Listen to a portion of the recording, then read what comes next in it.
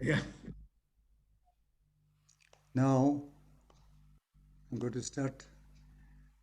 Right. Let's start the program. Welcome to this session of conversations. Once again, uh, we have a great pleasure. I have great pleasure in being able to welcome Rakesh Sharma. In fact, Rakesh Sharma's introduction just needs to be one line.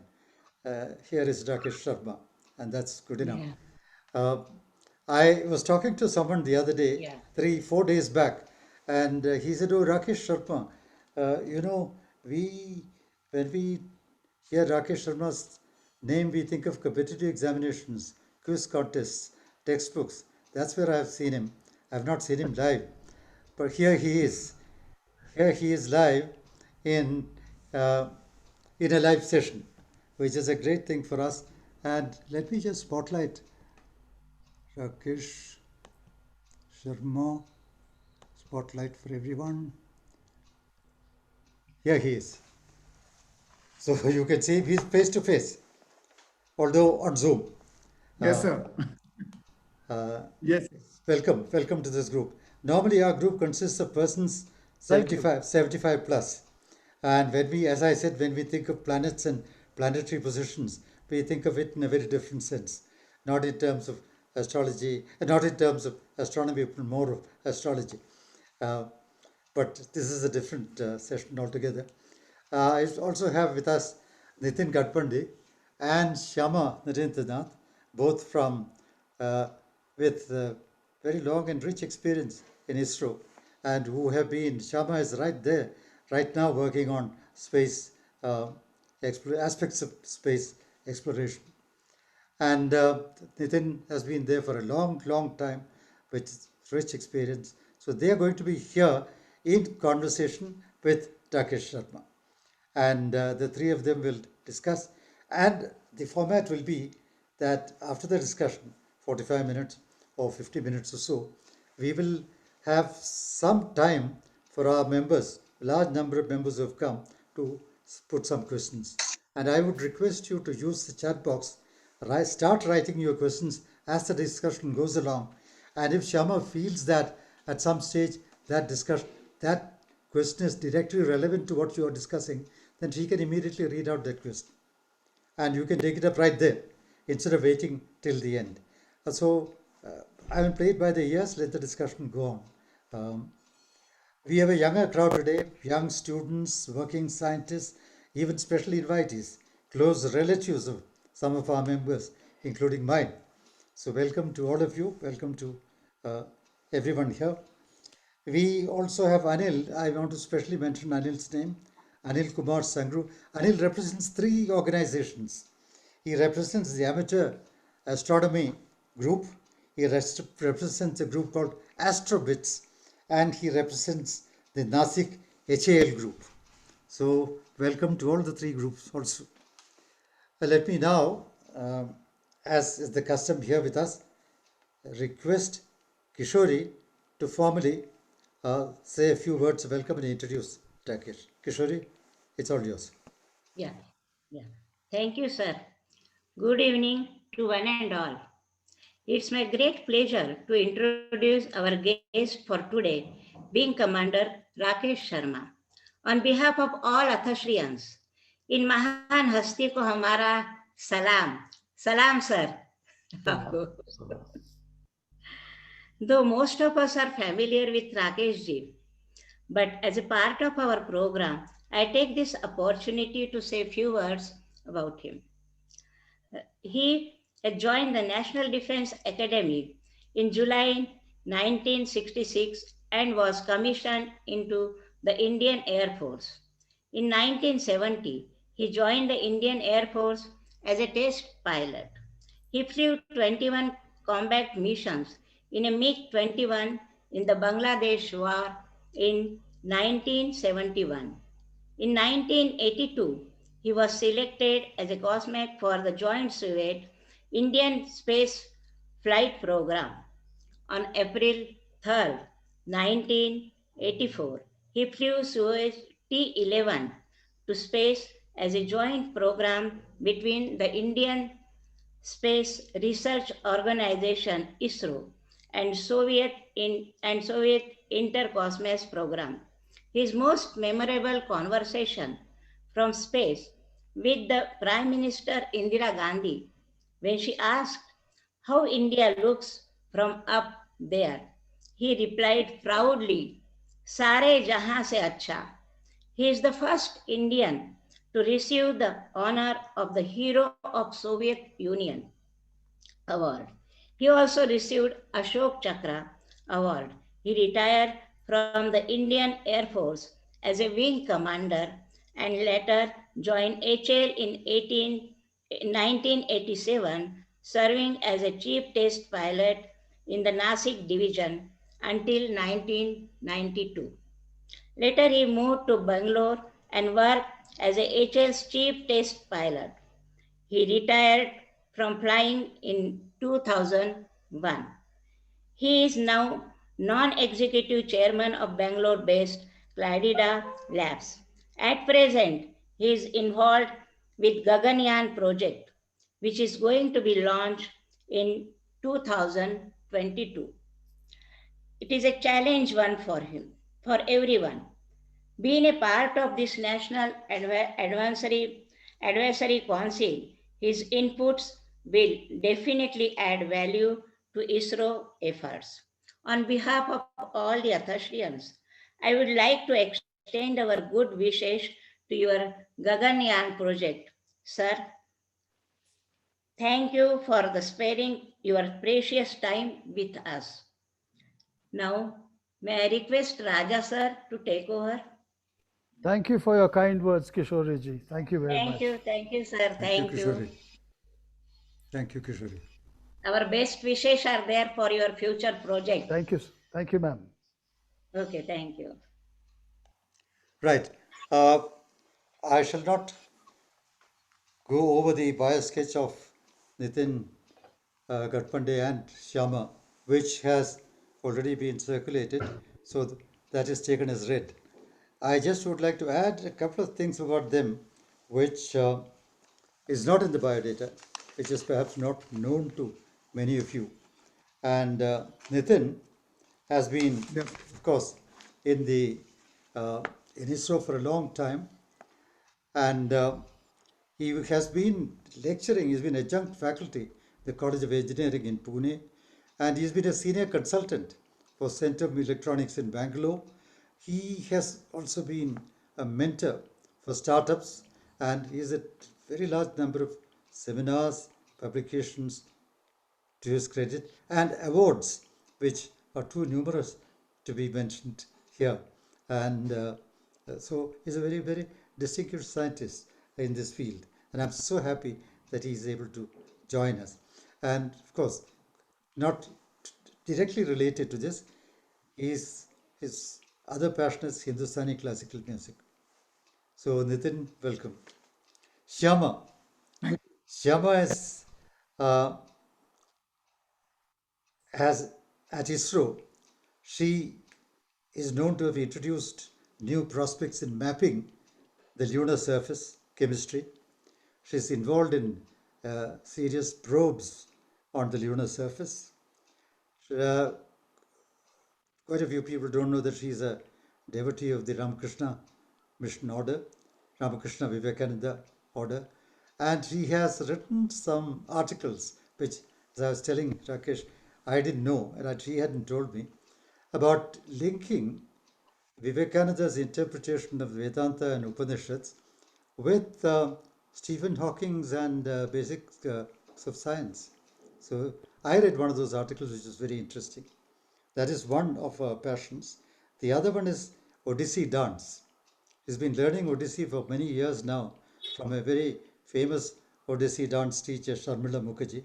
She has given several stage performances and also, I think, choreographed some of them and presented them. That's another thing that many of us didn't know about her. So I'm so happy that Shyama is here, and Shyama will be initiating the discussion and you know be the main discussant and drawing both Rakesh Sharma, and Nitin into the discussion and getting them and their resources, their wisdom onto us. Shama, the floor is yours. The screen is yours. Thank you. Thank you very much for your kind words and that introduction. And Rakesh ji, really, we really privileged to speak to you directly, and was excited the last few days of this prospect of speaking to you directly. Thank you, ma'am. And I did have, I was a bit nervous in the beginning, but speaking to you yesterday, I realized how down to earth you are, which is truly what I, in my opinion, my regard for you has only, manifolded just because, the way you speak to us in spite of your status that you are achieved. We thought we just set the stage by looking at the topic today. So as long as Homo sapiens have walked on Earth, the urge to expand our into new realms of knowledge have been a part of us. Call it the spirit of adventure or plainly a rush of the adrenaline, we have undertaken arduous journeys. Look at even say very many centuries before, people like Marco Polo, Columbus, Magellan, just to name a few, set the sails in search of new places that inspired several of such adventurers to experience the world. Then there was the race to reach the pole in the beginning of the 20th century. And many of you would have read of those stories of getting to the South Pole and the North Pole and all the debates about who reached there first. So basically, we do have this innate urge to go places. Then come 1957, Sputnik 1 entered Earth's orbit, and thus began the space age. We were thrown open to a totally new dimension to explore, not just our Earth. So to you, sir, when Rakesh Sharma flew aboard Soyuz T-11 in 1984, the first and the only Indian citizen to do so, it must have really been not just for you, but the whole of the country, like a dream come true, and which all of us are proud of.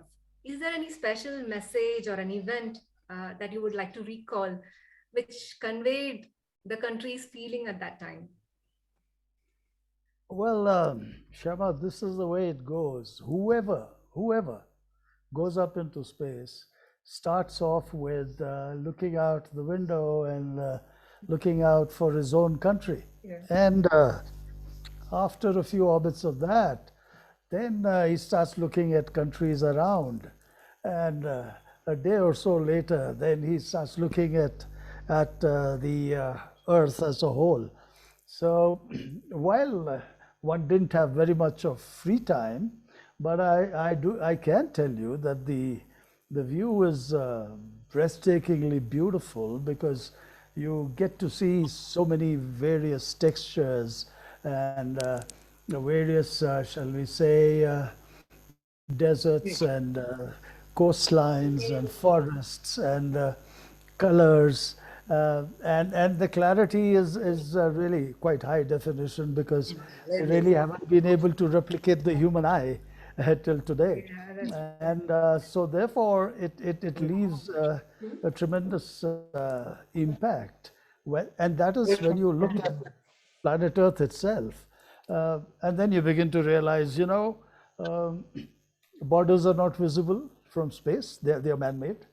And then that again, you then starts wondering, then why has there been so much of bloodshed for territory and to possess another country's land and resources? So these are the thoughts which go through when you're looking at the Earth. You turn around and look at space, and what do you get to see? You get to see emptiness. You get to see, of course, you can't see vacuum, but you know it's out there. You know that the environment cannot sustain life as we live it. And also that there is no place like planet Earth, at least till as far as the eye can see, and as we discussed yesterday, till as far as the Hubble can show us. So then that triggers the thought that listen, why are we so bent on destroying the only home that we have and are likely to have for quite a few years to come? And I do know that space exploration today is poised to explore Moon and Mars, etc. But we've already got a preview of the kind of landscape we are going to be occupying out there. And it does not bear any comparison whatsoever to the beauty of where we live.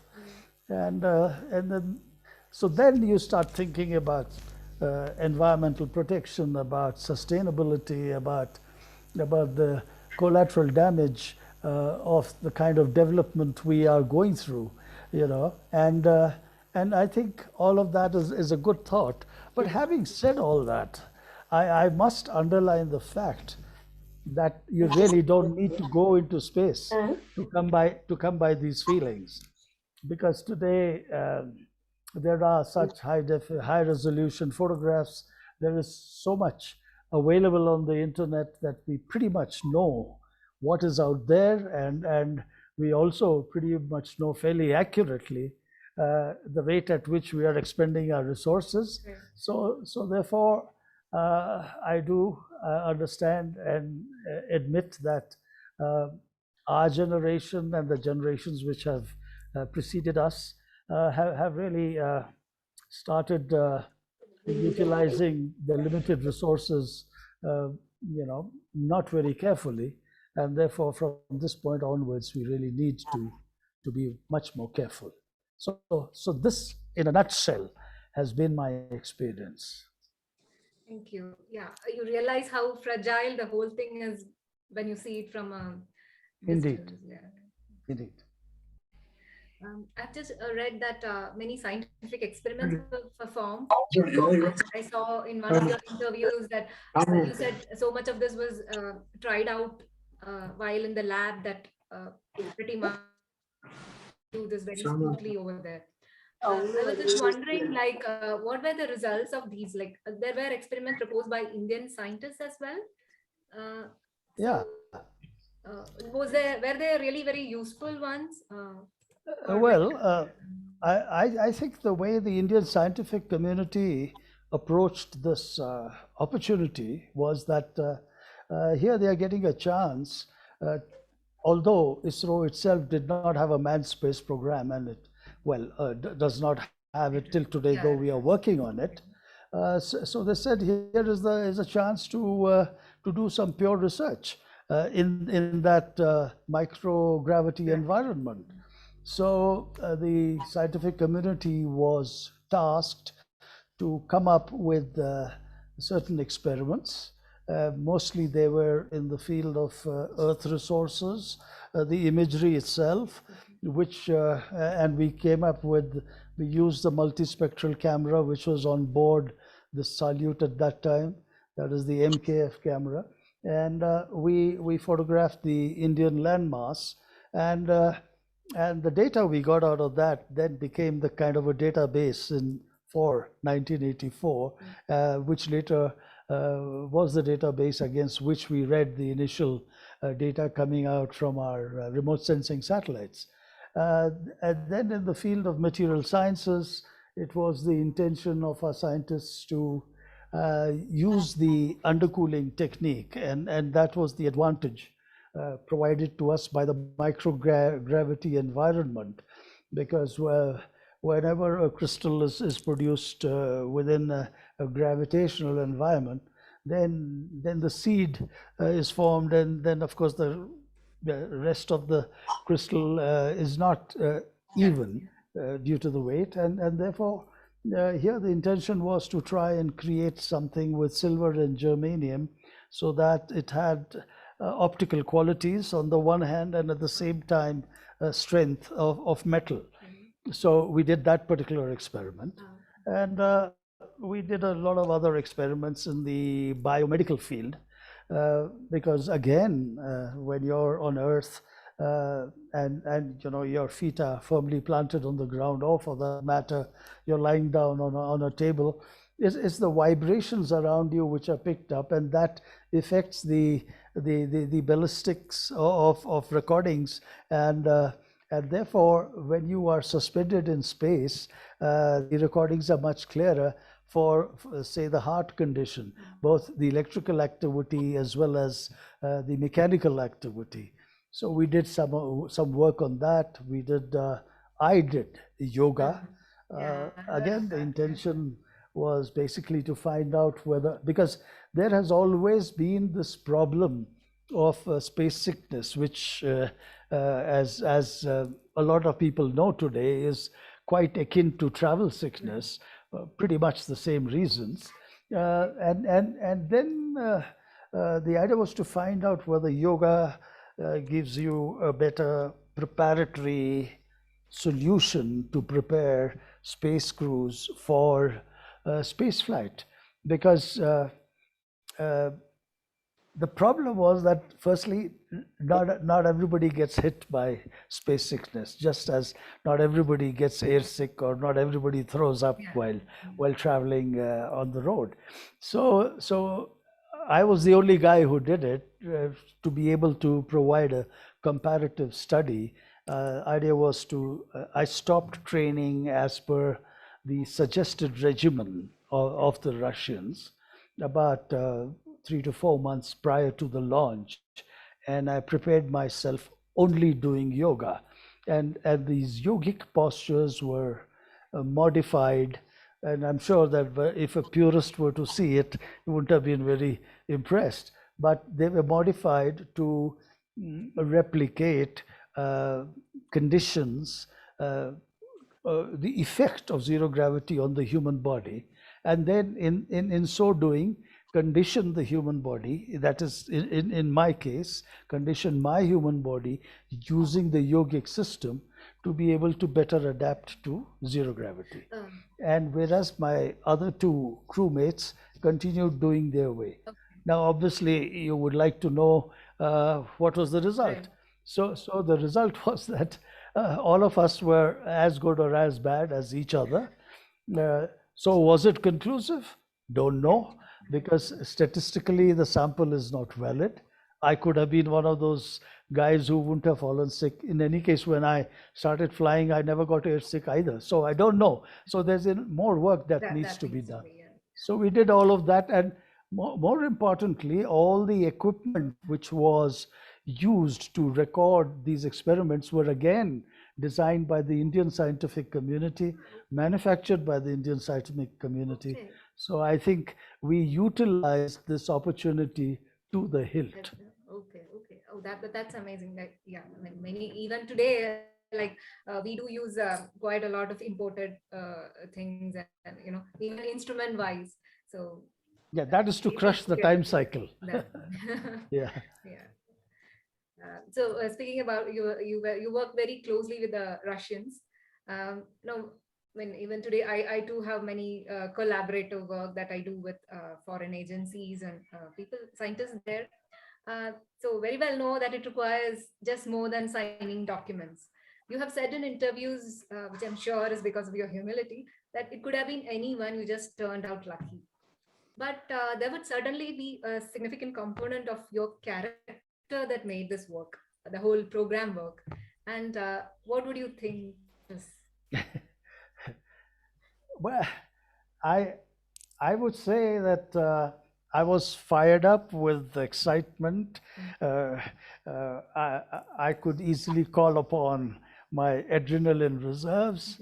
I would say that this subject itself generates so much of interest that it really does not need hard work, in the sense that when you're interested in what you're doing, when you're excited about it, whatever work that comes your way, you do not interpret it as being too hard, right? Yes. So I think the difficult part really was learning of the Russian language, because time was a constraint, and before we could gain mastery in the language, we were already had started training. So that did not permit us to satisfy our professional curiosity. We didn't have the vocabulary to ask the Oh, deeper questions on the one hand, and on the other, uh, the Iron Curtain was up. It was the Soviet Union before perestroika, and therefore the information was not very forthcoming. Everything was on a need to know basis, and uh, and at that time the space powers were only Americans and Russians, and we we were competition in waiting, so to speak. So naturally, things were kept close to the chest. However, whatever did come our way was exciting enough, and we remained invested right throughout, and that was easy. So that was the easy part. The language was the difficult part, and so we couldn't extract the entire experience as a professional would like to. Okay. You know, I it understand. didn't come away sated that we've had a good enough look, shall we say? Yeah, I understand. Yeah. Yeah. Just hand over it to Khat Pandey. So, sir, would you like to ask a few questions or converse with him? Yes, sir. Again, feeling opportune to really talk to you and ask a few queries, possibly. They, Actually, being in power system group of ISRO, we had been working on the various orbits and the sunlit period and eclipse period. So typically we have 100 minutes of orbit and 65 minutes sun is there and 35 minutes sun is not there. So that is all fine. We consider sunlight for solar panel and for battery, but we only know for satellite.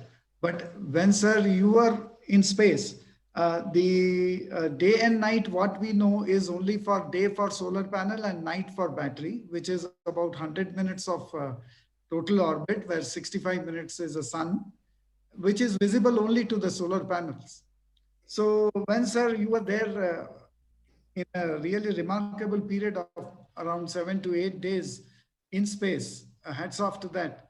And you see possibly the actual period in which the spacecraft is going through the sunlit period, we call, is about 65 minutes. And the only way for you to feel that light is only looking at the earth below. I would say below you, depending on the orientation of the spacecraft and depending on where is your view window. So possibly you may see the earth only for a few, say a couple of minutes, or I don't know out of how many, out of the 65 minutes. And possibly see the earth for a 35 minutes of dark period, that is the eclipse. At that point of time, you will see the darkness of the earth. So apart from that, you have been going through the so-called weightlessness or zero G because of the continuous fall or the acceleration which the spacecraft is undergoing.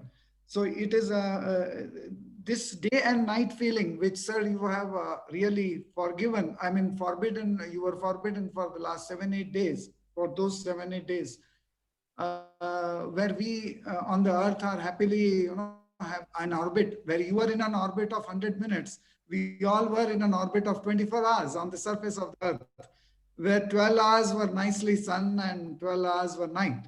And really that feeling of totally not seeing this sunlight and getting a feel of looking at the earth, and that too you proudly looked at our country. So what is that feeling, sir, of losing that day and night feeling, sir? Well, I'll tell you, today all the professionals, most of them, are quite used to working in artificial light, right? And that is why they're all suffering from vitamin D deficiency. Having said that, what we do is that we just pull the blinds down. So night or day ceases to have meaning. Your work day is run on the clock, right? And Yes. similarly, when you launch on Moscow time, Yes. or as the Indian astronauts would launch on Indian Standard Time, and then they are going to live on Indian Standard Time. So Yes, sir. therefore, if you've launched in the evening, your first meal is going to be dinner. So although they are hurtling at 7.3 kilometers per second, there Yes, is there's no lag, there's no time lag, there is no travel lag at all. So that's the beauty of it. So and if you when you look down at night, you're able to see all the lights which are there, and and, and during the day, the most wonderful sight is when you see the sunrise, when the sun comes up from behind the crescent. Sir, we okay. need to mute some of these mics. There's a lot of crosstalk going on. So, that is a wonderful sight also because, That is and evening or morning period, we call. yeah, yeah. So you're seeing the sunrise, which starts off with a thin line, and then it progresses right through the Vibgyor spectrum till the actually sun bursts out, and it happens in a very short period of time, and Yes, 45 minutes later, the whole spectacle happens in reverse, and if you've missed the sunrise and the sunset, all you got to do is wait another 90 minutes to view either a sunrise or a sunset. So yes, it's a wonderful experience in that sense. yes, sir. Uh, with your permission, a full few couple of questions, sir. Uh, Actually, this is it's a big change for you, sir, from being a you have been pilot, you have been a great pilot of the country, and you have been from piloting a plane, the feeling from piloting a plane, Air Force plane and these planes, to being a so-called passenger in a pilotless spacecraft. Yeah, yeah, Where even the possibly it doesn't require an autopilot to go around. It is just the Earth which is taking you around. The Earth's field or the orbit is a natural orbit, so you don't require any autopilot. Of course, for control of spacecraft, orientation, etc., required. But for the force required or the natural way you go through, you really don't require anything. So you are just a passenger, and from being a pilot to a passenger, sir, that feeling must be really great, sir. well, let's say that the feeling is different. It is quite like a civil airline pilot, the standby crew traveling as a passenger. So, but that distinction which you bring out is very accurate, yes, and that is the reason why a pilot is a lot more tense when he's at the controls of his aircraft because he Yes, is in control. But when he is in space, he's in the hands of the computer. He's not yes, in direct control. So therefore, uh, if there are some people who are going to get nervous about that, they are nervous. If others uh, don't think about it because you can do nothing about it, they are not nervous at all. So you're right. In the from the orbital dynamics standpoint, you're being taken for a ride. Your propulsion unit is not working. You're just there, being taken for a ride, and I would I wouldn't say you're a passenger. That would be the likes of Bezos and company and correct. space tourists later. Yes, We were working professionals in that kind of an environment because I wish we had more time and to enjoy the experience as a tourist would yes, in yes, the coming few years. yes, So that's the difference, and yes, yeah, so there it is. But if you ask me, was it worth it? I would say, yeah, sure, it still was worth it. yes, sir. And lastly, sir, thanks a lot, sir. Lastly, like you have been involved in the prestigious Gaganyaan project of our country, and a lot of efforts are being put in various aspects. The aspects themselves to find out is a very big job of looking for various your experiences, etc.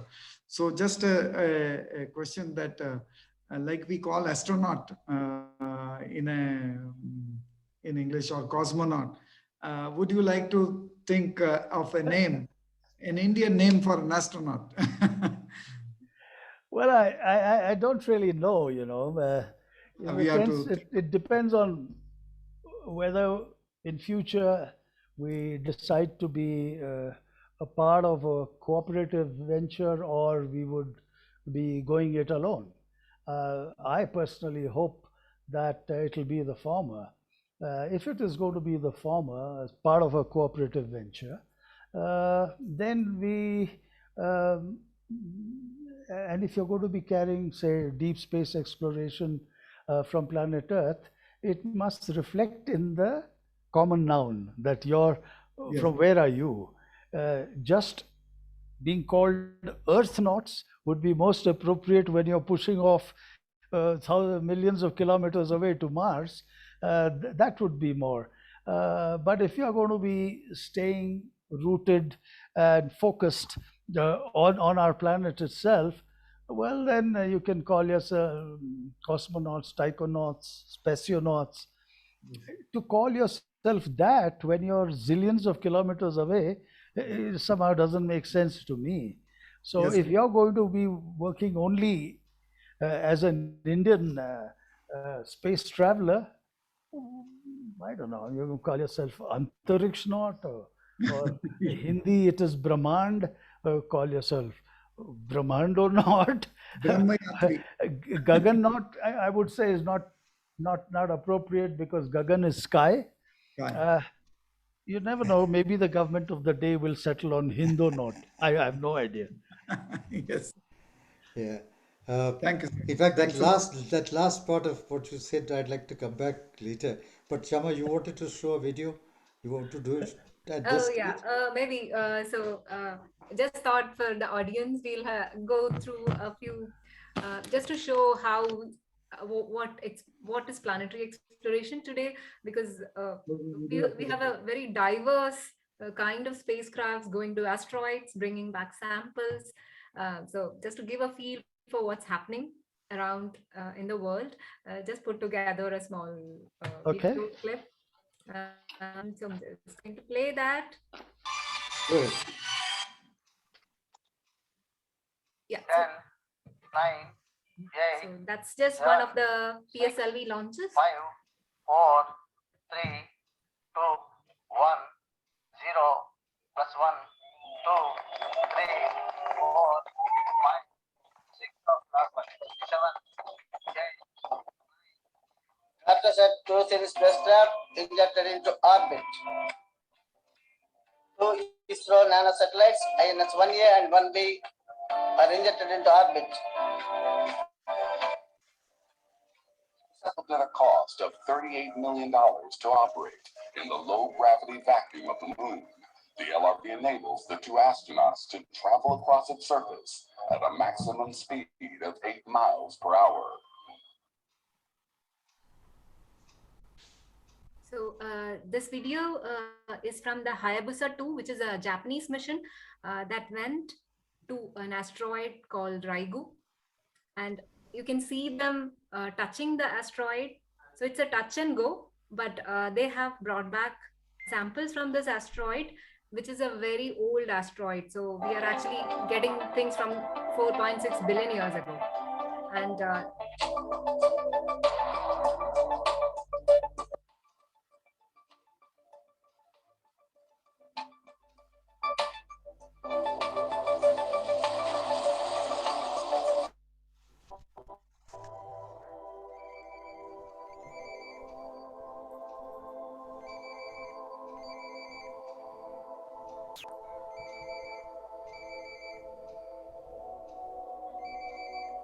so this is a antenna opening in space. So you would appreciate that it's not at all an easy task to have mechanisms work well in orbit. So this was one of the proud moments. So this is a latest of the space tourism part of it. Blue Origin, Virgin Galactic, as most of you would have read, are all striving towards making space tourism a reality. Of course, I would say reality, it is inevitable. It is, yeah. It is inevitable because, you know, and this has always, in a way, disappointed me.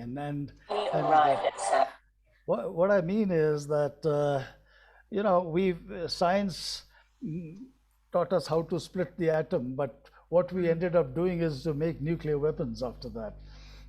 We medicines we've discovered penicillin, but what we've ended up doing is that the pharmaceutical industry, uh, because of the patent wars and protectionism and all, medicines are not available for the use of the common man. So really, it is what we do with space is, to me, more important.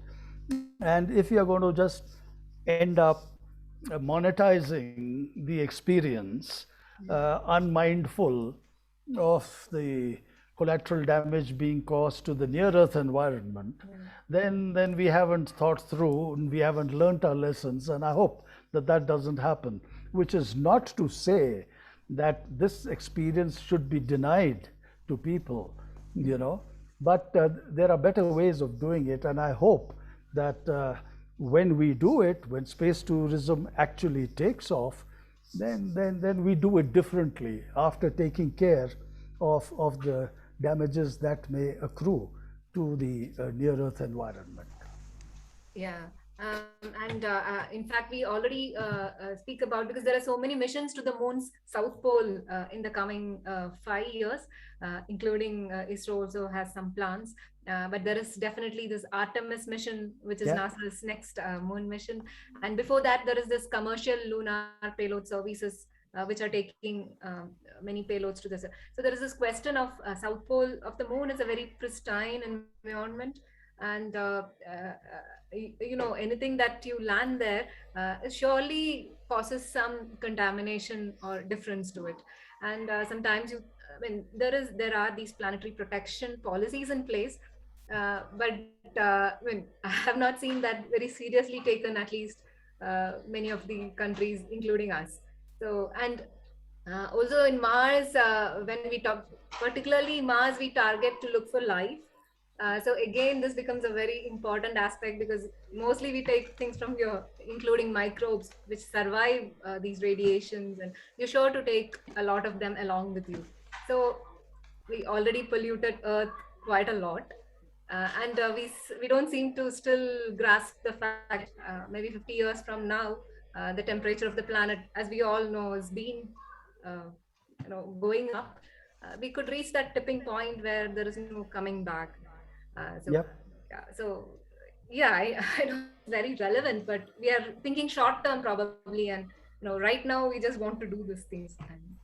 No, that's what I say. I don't know.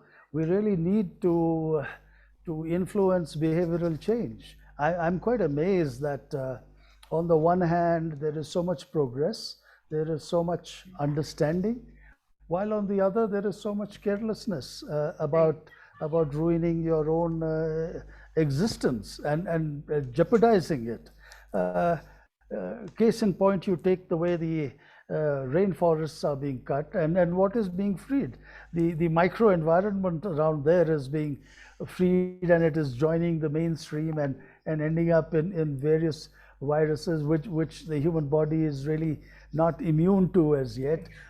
And the further effects of the loss of this kind of cover onto climate change, we are seeing that every day. There's so much happening, and we still don't seem to learn. And the governments of the day are responding to it in the only way they know, that is pay taxpayer money to these people. And whereas idea should have been to have preventive kind of interventions rather than kind of giving compensations.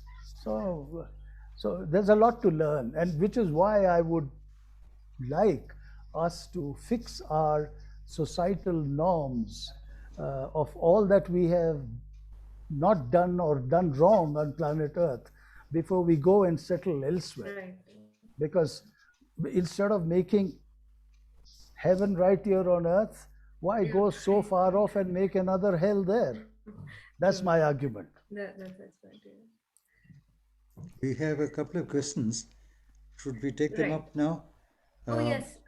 If you before think I, there is, yeah, yeah. uh, there's one question. Uh, Let me get to it. Uh, what was it like when you came back to Mother Earth? This is one of our youngsters. Or on the aspect of gravity, which was not there in space. Did you have difficulty to gain balance? Yeah, yeah. I can answer that on two levels. One would be the physiological level. What really happens is that when you enter zero gravity environment, there's too much blood going to your head and upper extremity. Reason being that the heart is used to pumping against gravity when you're in Earth, and within about 8 9 minutes, you're in zero gravity, and nobody's informed the heart that you've changed your location, so it continues to work at the same rate, and you get too much blood up in the head. Now that's not good. Your tongue swells up and your semicircular canals get gorged with blood, and that kind of triggers space sickness symptoms if they were latent and present in you, and if you've not been trained as we were to condition our vestibular system. And the same physiological changes happen in reverse when you return back into a gravitational environment. While in space, a new normal is achieved because the feedback signal goes to the heart and the heart slows down, and you return back with that new normal. But when you get back into gravity, there's not the gravity makes sure that not enough blood is going to the head, so you feel lightheaded. And also, in space, you didn't need to bother about your vertical because you don't fall. There is no roof, there is no floor. So when you're back again, you need to get back in balance, otherwise you'll be falling on your face. So these changes happen, and you got to adapt to that. But the human body, being the wonderful organism it is, the system it is, it takes about a day and a half to adapt and readapt to Earth's gravity, to adapt to zero gravity and readapt to Earth's gravity. And Not, it's not difficult, doable. will space tourism help us in any way? Help us in any way? Now, before that, I have, from, I don't know whether this is really relevant to this discussion, but purely from a layman's point of view, uh, may I put a couple of questions? Put a Please, question? sir. Yeah. I was going through a statement that Elon Musk had made recently. So one of the things that I find during the last few years is that apart from governments going into space exploration, private parties who are rich enough, who've got the resources to do that, are coming into space exploration. So you have people like Richard Branson and Jeff Bezos and Elon Musk and so on. And Musk said some time ago, he said, I'm just quoting him, history is going to bifurcate along two directions. One path is we stay on Earth forever, and then there'll be some eventual extinction. The alternate path is to become a space-faring civilization, a multi-planet species, that will be forced to move out from the Earth, partly, perhaps not wholly, from the Earth to other planets and not live and be dependent entirely on the Earth. And he talks about building cities on Mars. A starship is a rocket and spaceship combination that could ferry more than 100 people. That's what he says. A time to Mars, which is fully reusable. The hardware elements are not discarded, are not allowed to burn up. It's fueled by the combination of liquid methane and liquid oxygen, which calls methalox. The cryogenic methalox of 3,400 tons it can fill, and 9 months each way to Mars and back. And this is the sort of thing which was science fiction. I mean, there are a lot of things which where science fiction have now become reality. So this is the sort of thing which blows our imagination. It's sort of mind-blowing, but which may well be true. He's talking about taking 100% in 2023. Now, what do you think of this? If this sort of thing is going to happen and parties are coming into this field, is there any international agency or international regulatory mechanism to make sure that colonization doesn't, in the way that the Spanish and the French and the English colonized uh, South America and North America and India and so on? Is that going to happen? Or is what's the scenario going to be like? Any thoughts? Yeah, yeah. That's a very provocative question, and I would say that Elon Musk and his kind are wonderful innovators, but they do remain to be business persons, and the only uh, uh, aim of a business house is to make money for its shareholders. And that being so, they will not be really bothered about what happens. You take what is happening on planet Earth itself. The cost of product in the West due to environmental laws has gone up. And that is why manufacturing had shifted to geographies where the environmental laws are either lax or not being enforced adequately. So, what is the net result? The net result is that the environment continues to get damaged, right? So, it doesn't help the environment of the planet. But of course, we might have the scientific capability to go and build habitations on the moon and Mars. But are we going to be doing that constantly? Go to newer places, ruin those environments and move on like nomads used to do earlier?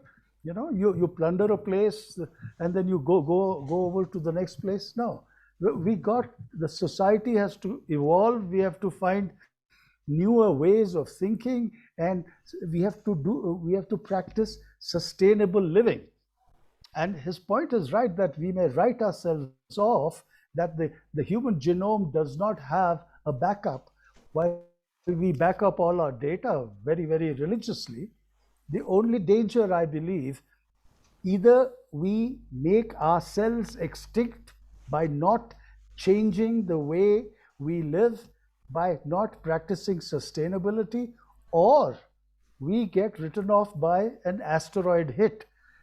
Fortunately, we have the science today to prevent asteroid hits.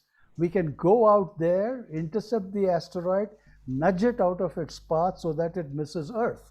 We have the technology today. What we do not have is a consensus.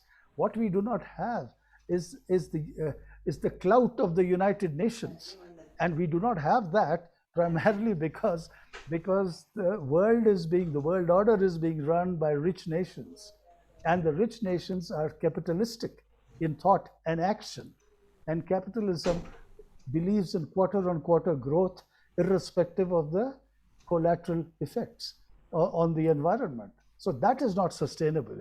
You cannot, without changing your lifestyle, you cannot practice sustainability on a planet that has limited resources. So our only hope is to clean up our act here and then replicate this improved way of living to wherever we go. And I think that's the only way it should be done. And Shama, if I may request you to try and find some time to get hold of Carl Sagan's clip, which is talking about the blue dot, and he explains it beautifully. Okay, if you can show this to the audience, I am sure they'll be greatly impacted. It's on YouTube. Yeah, I'll just do Okay, okay.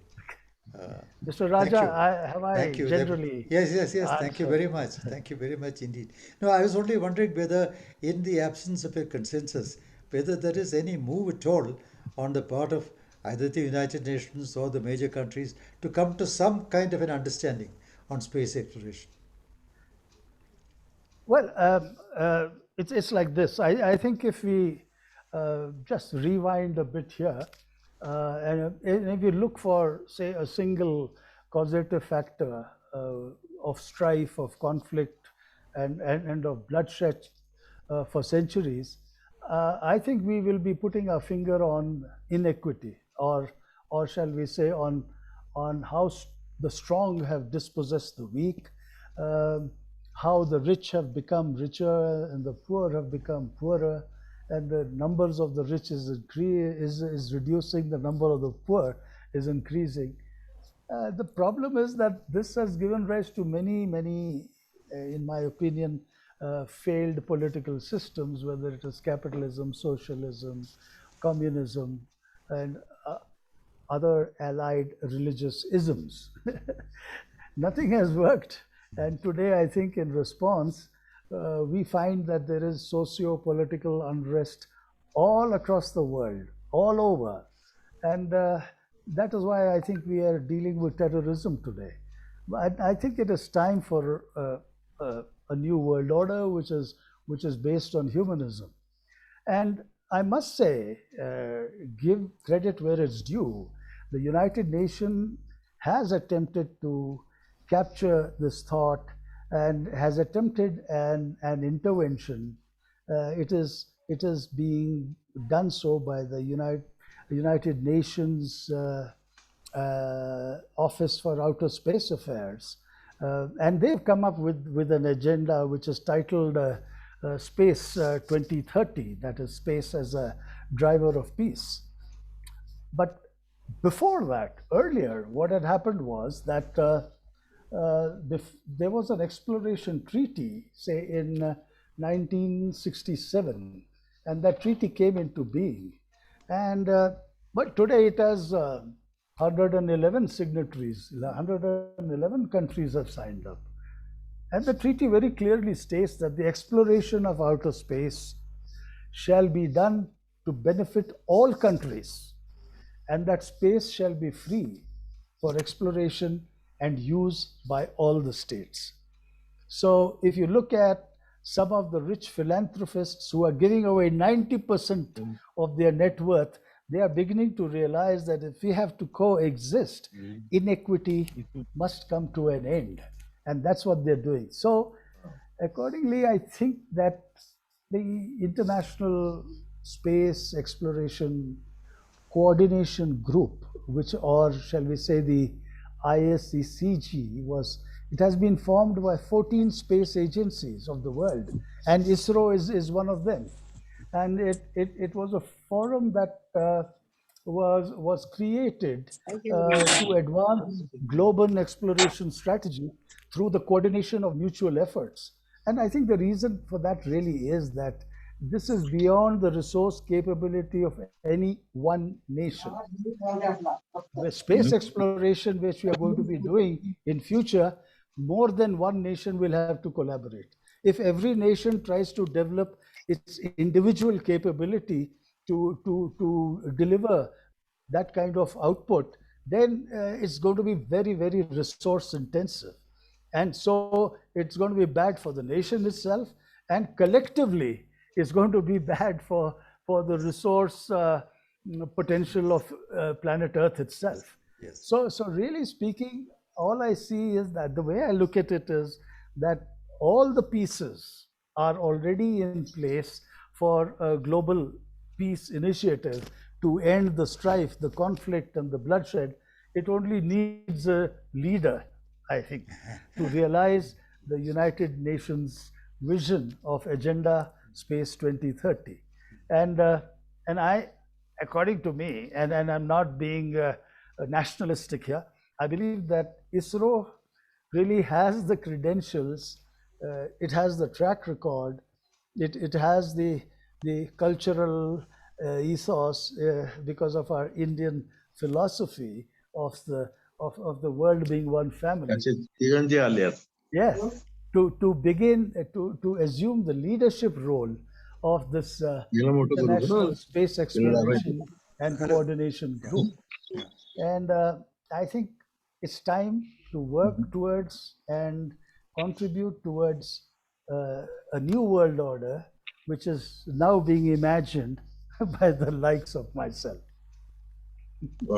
Thank you very much. I must, this somebody, hello, Someone who is not muted himself. Oh yeah, Hello. there are many. In fact, There it's are quite very, a very few. disturbing. I will have to mute everyone once again and then request the speakers to unmute themselves because otherwise it's very disturbing to those who are speaking.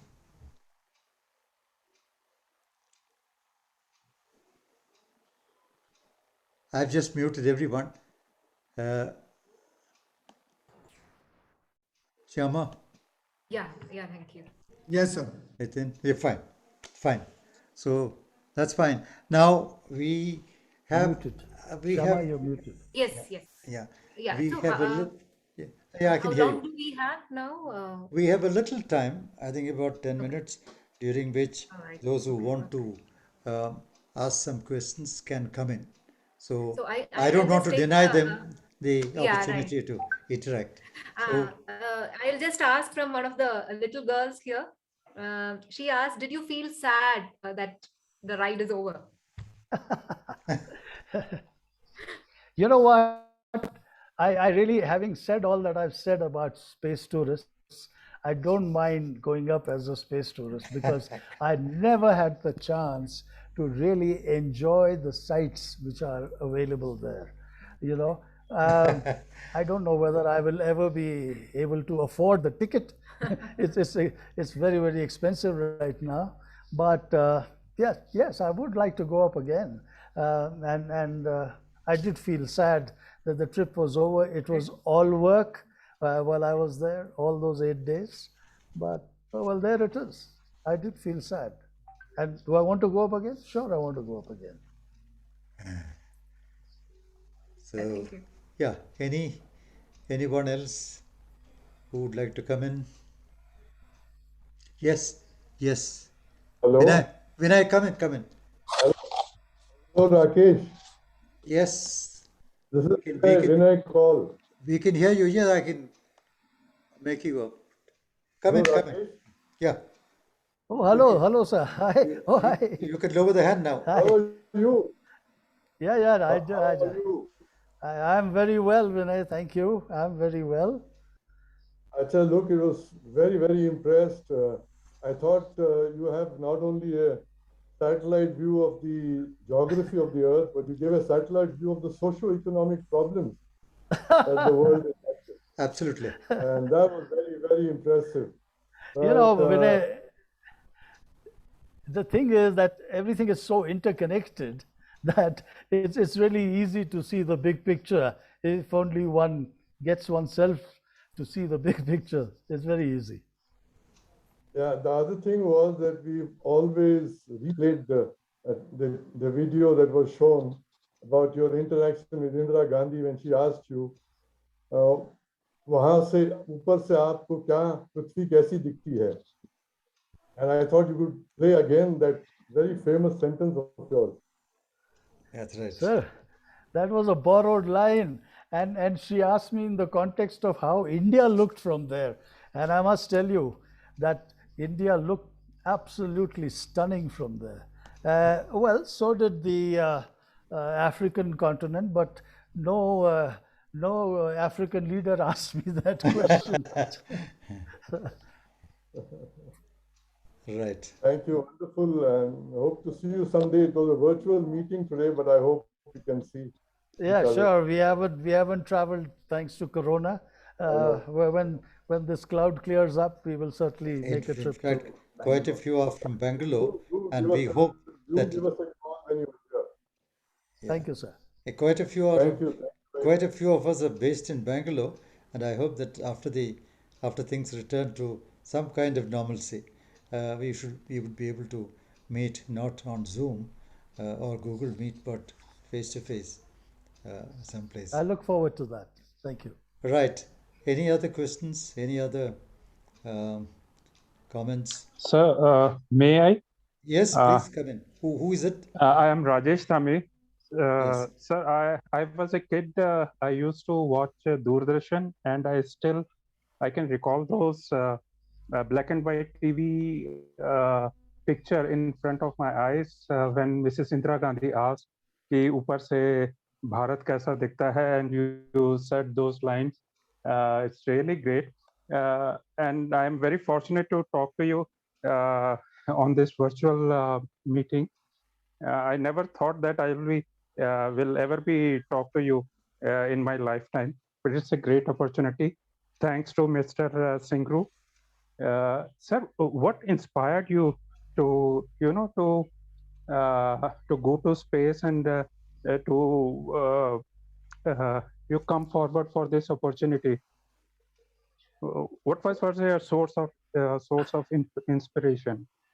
Well, I'll be very frank out here, and I had never ever aspired because I'm a bit of a realist, and I never ever aspired or imagined or dreamt that I'll be going up into space. And the reason for that is our country. I was a student myself in class 10, 11, I think, and when Gagarin went up. And so our country was doing nothing in the manned space arena. So, like everybody else around the world, I was hanging on to every printed word that was being written. There was no television in those days, and after that, the subsequent space flights, whether it's National Geographic or Life magazine, such wonderful pictures started appearing, that all of us were captivated by this activity which was going on. But even that did not inspire me because I was too focused on military flying. I always wanted to be a military fighter pilot, and I became one, and I just carried on with my career. It's just that I'm one of those fortunate guys where everything kept falling into my lap. Everything happened on its own, much before its time, and I got a shot. I was picked up to do the test pilots course, and I was always fond of outdoors, being ex-NDA, and I was physically fit. I was young, and I was fit, and I was the right guy at the right place. And they were looking from amongst test pilots for this Indo-Soviet space program. I just happened to be there, and that's how I made it. So I honestly did not try for any of this. It just happened to me. I just had the sense not to step back, and I, whatever kept coming my way, I kept volunteering for it, but here I am. We have a few, Thank you, sir. Thank you for your honest answer. Yeah. I really appreciate it. We have a few youngsters who just want, who all raise their hands. Maybe they just want to live this moment and, just to be with you and say, Well, hi. I want to tell all the youngsters here that you belong to an extremely lucky generation. Within your lifetime, you're going to see momentous changes happening in this arena. I only would like you to remember and learn the lessons which our generation has not learned, and we have, because we haven't learned that, we have endangered your future. So I am banking and counting on you guys to, as you grow up, to become viable pressure groups, so that you're able to influence the governments of the day. You're able to give teeth to organizations like the United Nations, because we need to start improving, developing a new world order, and so that we are all able to live peacefully on this beautiful planet Earth. I'm trying to spotlight the persons who raised their hands. Harshita Balla. Harshita, you're right on center stage. You can say hello. Hi, Harshita. Good evening, sir. Good evening to you. Sir, good evening. My name is Bhalla. Hi. I'd like to take you down to your memory lane up to 11 BRD. Oh, I see. Okay. My father was serving with you, Wing Commander J.C. Bhalla. You were deputed in HL and he was with 11 BRD. Right. So, right. Good.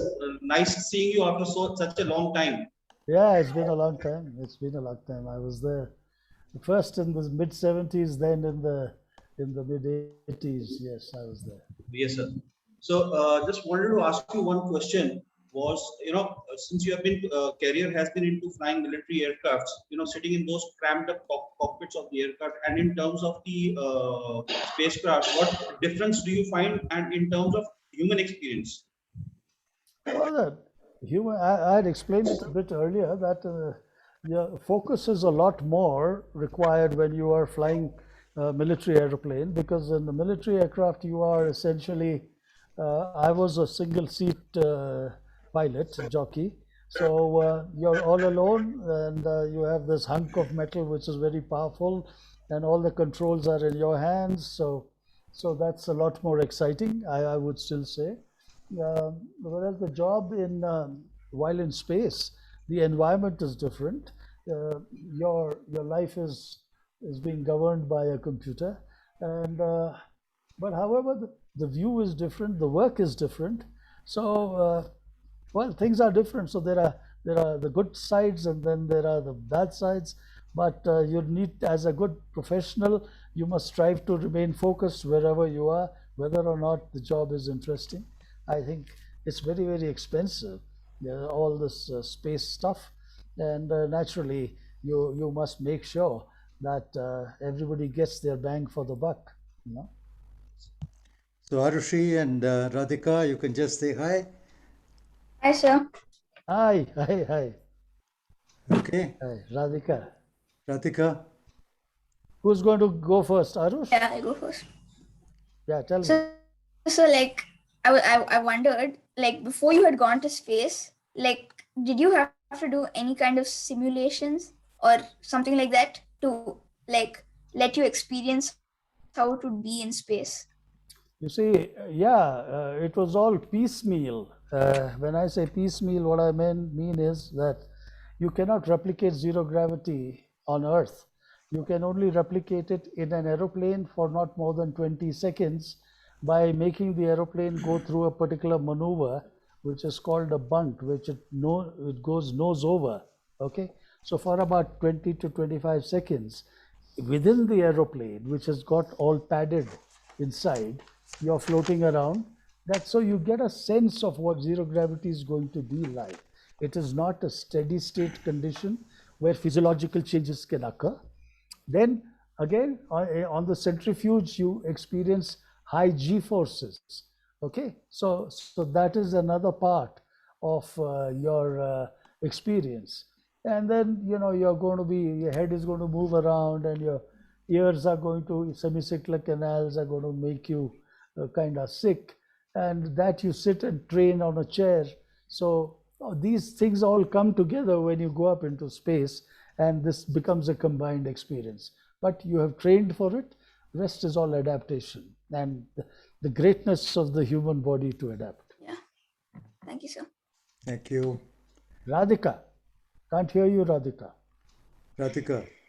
I was always a fan of space, so I always wanted to be an astronaut.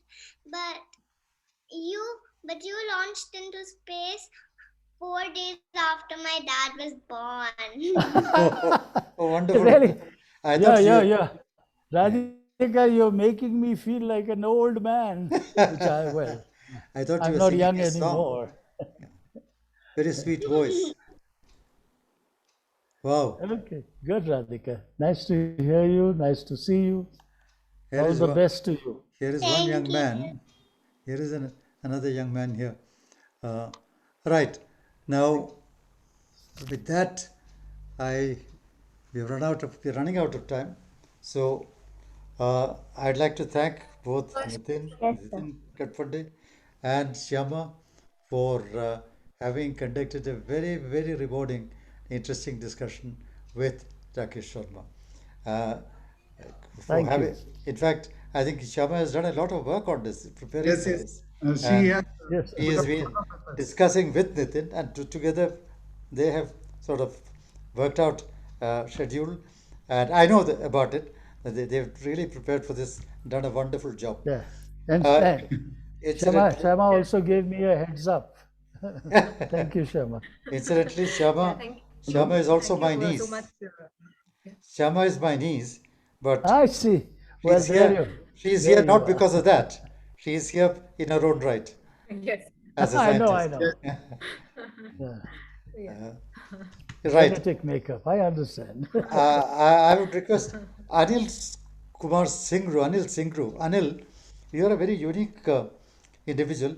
You've been in Army, Navy, and Air Force, and you've been in various groups which are interested in physics, astrophysics, astronomy, stargazing, and so on. Amateur astronomy group, the a group called Astrobits, and Nashik HAL group. So Anil, please come in and propose the vote of thanks. Yeah. Thank you, sir. Where are you? Let me Can you spotlight see you. me, sir? And can you hear me? No, No, I we can can't hear just hear you. you, Anil. You I can't hear would. me? I can hear you, but I can't No, see you. I can hear you. We One can second. see One you. sec, one sec. So you I'll can go to the participants list and you can find it. come in. Yes. I can. Yeah, Anil, you're on. Yes, sir. Yeah. Sir, thank you very much for a very, very engaging and enlightening session today. And I'm so happy to see a large number of young participants in the show today, sir. We always thought that when we speak of space, astronomy, I hold live sessions here, and I find when I say I'm, taking out my telescope and going to show you Moon or Jupiter, almost all the parents, they say, okay, fine, we are sending our children to you. Because our generation thinks that space and astronomy is something for either the scientists, like the people who are sitting in ISRO, or it is for children, and it is not for us. But I think, sir, by coming here on this show here and talking to people who are present, the message which goes is that this is something which is for everyone. Yeah. And sir, I like most of us are from generation who are sitting in front of the black and white TV, and when you uttered those words, "Sare jahan se acha," which gave a different dimension, a different perspective to these four words, sir. We always thought proud, and Iqbal has said कि India is sare jahan se acha. But when you said those words, sir, the entire orientation changed. Yes, sir. Our generation, the future generation, everybody starts thinking of India as a space power, who was sent up representative into space, and who is looking at India from up there. That was a defining moment, I think, in the life of every Indian, sir. So with this, I think this today's session has been very engaging, and I would love to let it go on with the kind of questions which I